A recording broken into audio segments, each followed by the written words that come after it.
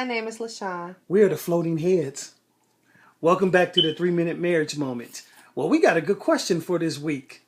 A question came in from one of our viewers that asked what they should do if them and their spouse are unequally yoked. They have been married for some time, but they are frustrated with the lack of movement spiritually. And should they leave or should they stay? Well, to that question is a very good question.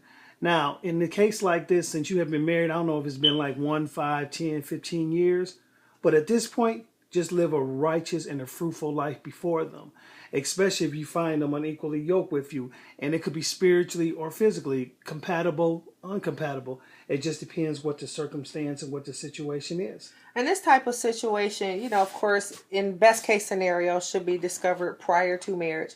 But we understand that relationships evolve over time and directions turn. Like one spouse begins to follow a path of righteousness and faith, and the other spouse is not interested. So in this case, it's good to walk out your biblical role as an intercessor on the behalf of your spouse. The Bible tells us in Corinthians 7 that the unsanctified spouse, the one who does not believe and is not walking a sanctified life, is now sanctified by the one who does. So there's a covering there. From whether it's the wife that's walking the righteous path or if it's the husband, you are sanctifying your spouse. So don't give up. Intercede, stand in the gap, and that's what we do.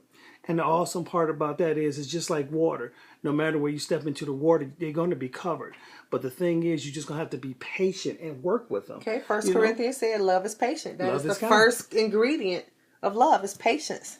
Yep. And so if you find yourself, and even if you ask, well, what if they go out and party, or what if they go out and do different things? You know what? We're not saying you go out there to go shake your butt, strip down, go to the strip club or anything like that. But what we are saying is maybe there should be times you should go out with them and sit with them.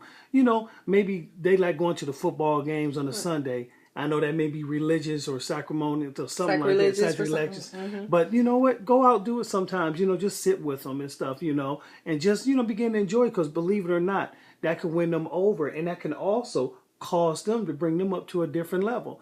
And if your spiritual level is greater than theirs, you know what?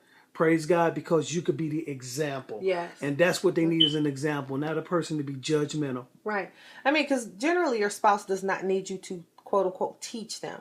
But they are influenced by your behavior. We've been married 24 years now, and there are a lot of behaviors that and characteristics that my husband had and practices that he had that after so many years just made sense to me, and I kind of adopted those as my own, and vice versa.